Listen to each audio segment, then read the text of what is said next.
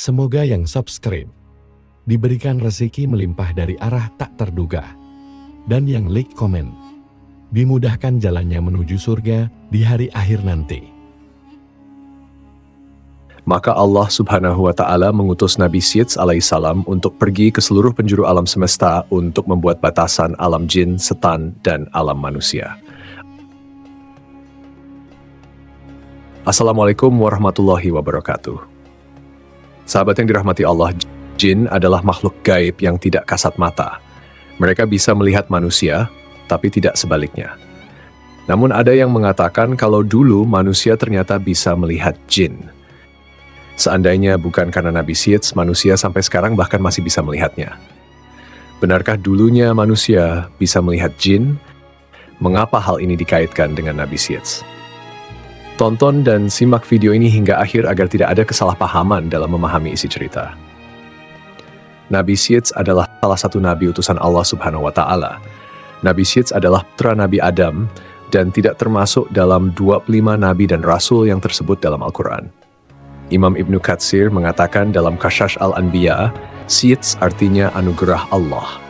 Nama tersebut diberikan karena Nabi Adam dan Siti Hawa mendapatkan karunia putra tersebut setelah terbunuhnya Habil di tangan saudaranya sendiri, Qabil. Kisah terbunuhnya Habil oleh Qabil ini telah diabadikan oleh Allah Subhanahu wa Ta'ala melalui firman-Nya dalam Al-Quran Surat Al-Maidah ayat 27. Bacakanlah Nabi Muhammad kepada mereka berita tentang dua putra Adam dengan sebenarnya. Ketika keduanya mempersembahkan kurban, kemudian diterima dari salah satunya, Habil, tidak diterima dari yang lain, Qabil. Dia, Qabil, berkata, "Sungguh aku pasti akan membunuhmu."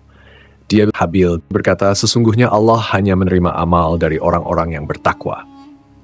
Qabil bisa disebut sebagai awal mula angkara murka di muka bumi setelah Nabi Adam alaihissalam diturunkan ke dunia. Karena perbuatannya itu, Qabil harus menanggung dosa yang terus mengalir sampai hari kiamat. Rasulullah Shallallahu Alaihi Wasallam bersabda, "Tidaklah dibunuh satu jiwa dengan zalim, melainkan dosa pembunuh itu akan ditanggung pula oleh anak Adam yang bernama Qabil, karena dialah yang pertama memberi contoh pembunuhan." Hadis riwayat Bukhari dan Muslim.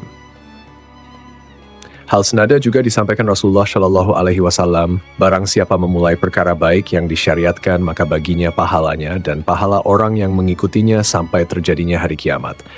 Dan barang siapa yang mulai perkara jelek, maka baginya dosanya dan dosa orang yang mengikutinya sampai terjadinya hari kiamat. Hadis riwayat Muslim.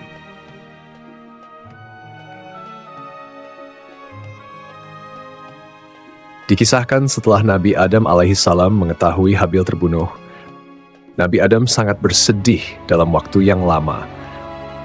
Maka Allah Subhanahu wa Ta'ala berfirman kepadanya, "Hai Adam, sampai kapan tangisan dan kesedihan ini? Sesungguhnya aku akan memberikan pengganti dari anak itu untukmu dengan anak yang terpercaya dan akan menjadi seorang nabi. Dari keturunannya akan menjadikan para nabi hingga hari kiamat. Tandanya adalah dia akan dilahirkan sendirian, tidak mempunyai saudara sekandung, dan apabila lahir anak itu, berilah ia nama Syeds." Seperti yang kita ketahui bahwa sebelumnya, setiap kali melahirkan, Hawa selalu melahirkan anak kembar. Namun, kelahiran Nabi Syeds tidak memiliki saudara kembar. Ketika Hawa mengandung Nabi Syeds, kandungannya tidak terasa berat, dan Hawa melahirkannya tanpa bersusah payah. Tajlang Rudi mengatakan dalam buku Akhlak Para Nabi, bahwa Syeds lahir 5 tahun setelah Habil dibunuh oleh Qabil, yakni 235 tahun. Setelah Adam diturunkan dari langit ke bumi. Dalam kitab Qasas Al-Anbiya, sebagaimana diceritakan oleh Salim Umar Alatas, disebutkan bahwa Nabi Adam sempat menderita sakit selama 11 hari sebelum wafat. Saat masih sakit, Nabi Adam berwasiat kepada Syeds untuk meneruskan wasilah kenabian. Syeds menerima beberapa wasiat dari ayahnya, termasuk perintah untuk memerangi Qabil yang durjana. Nabi Adam juga memberitahukan kepada Syeds tentang akan terjadinya topan dan kehancuran alam. Selain itu, diajarkan pula kepadanya tentang waktu-waktu ibadah dalam sehari semalam. Dikeluarkan juga seutas tali dari sutra yang memuat gambaran tentang para nabi dan orang-orang yang akan menguasai dunia. Tali tersebut diturunkan kepada Adam dari surga dan diberikannya kepada Sheets untuk dilipat dan disimpan di dalam tabut, sejenis peti yang harus terkunci. Adam lalu mencabut beberapa lembar rambut dari janggutnya dan meletakkannya ke dalam tabut sambil berkata, "Hai anakku, ambillah rambut-rambut ini dan bawalah bersamamu ketika menghadapi urusan yang penting.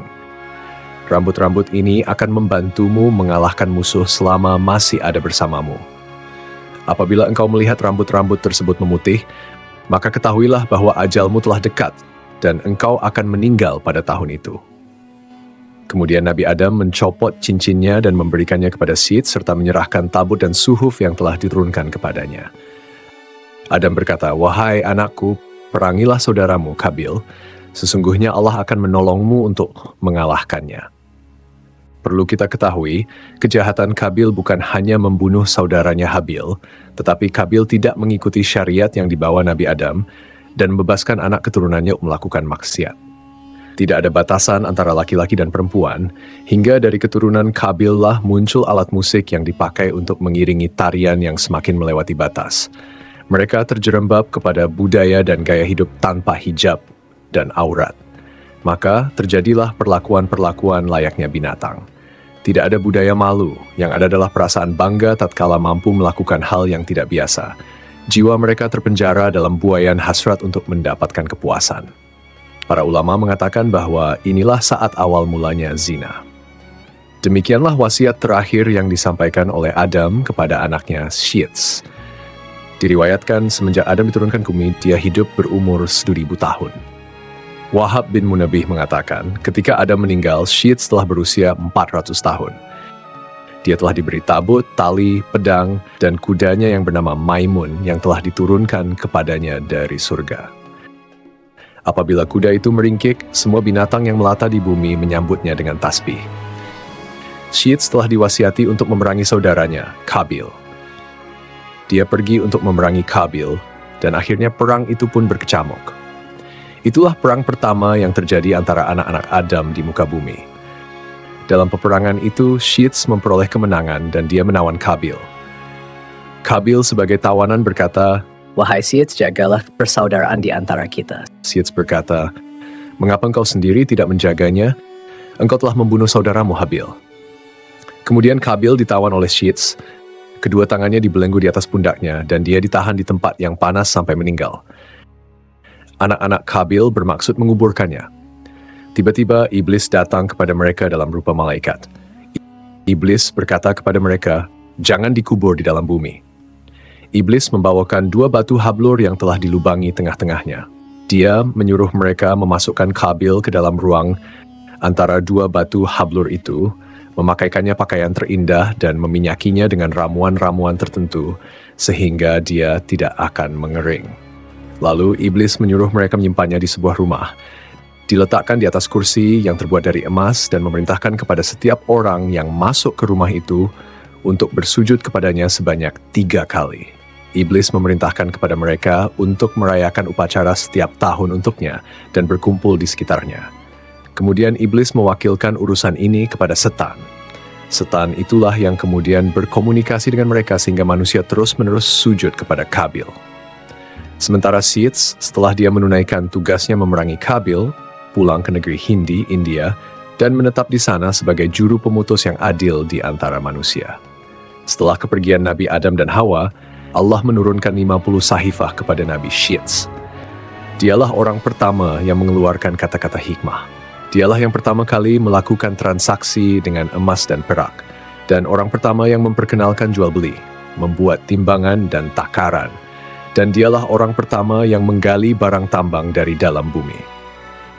Mengenai kisah Nabi Sheets memisahkan alam manusia dengan alam jin seperti yang dikatakan bahwa Sheets mendapatkan tugas dari Allah.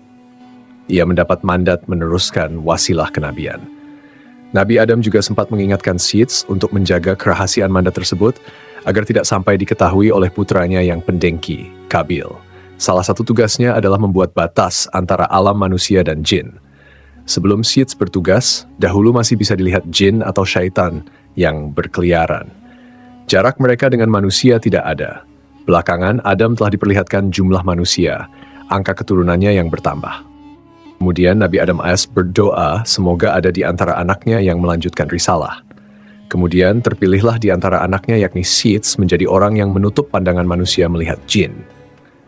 Pada saat itu tidak ada batasan dunia antara jin dan manusia. Dan hal tersebut menjadikan manusia bisa melihat jin yang sedang beraktivitas layaknya manusia. Akan tetapi, berkat doa dari Nabi Sith, salah satu anak Nabi Adam manusia kini tidak bisa lagi melihat jin dan memisahkan antara dunia jin dan manusia. Kisah tersebut perlu dikaji lebih mendalam mengenai sumber-sumber yang syahih yang dapat dipercaya. Tidak ada riwayat atau kisah spesifik yang secara langsung menghubungkan beliau dengan peristiwa ini. Dalam Islam, jin adalah makhluk gaib yang diciptakan oleh Allah dari api tanpa asap, dan mereka memiliki dunia mereka sendiri yang berbeda dengan manusia. Tidak ada keterangan yang sahih yang menjelaskan bahwa ada masa tertentu di mana manusia bisa melihat jin secara umum, dan kemudian kemampuan itu hilang. Pada dasarnya, manusia memang diciptakan dengan keterbatasan dalam hal penglihatan terhadap makhluk gaib seperti jin. Hal ini adalah bagian dari ujian di dunia, di mana manusia harus beriman kepada yang gaib, tak terlihat, termasuk keberadaan jin, malaikat, dan hal-hal yang tidak tampak oleh mata. Dalam ajaran Islam, manusia bisa melihat jin hanya jika Allah menghendakinya, misalnya melalui kejadian-kejadian tertentu atau sihir yang dilarang. Namun, ini bukanlah sesuatu yang umum atau diceritakan secara spesifik dalam sejarah Nabi Sith. Wallahu a'lam bishawab. Hanya Allah yang mengetahui kebenaran yang sesungguhnya.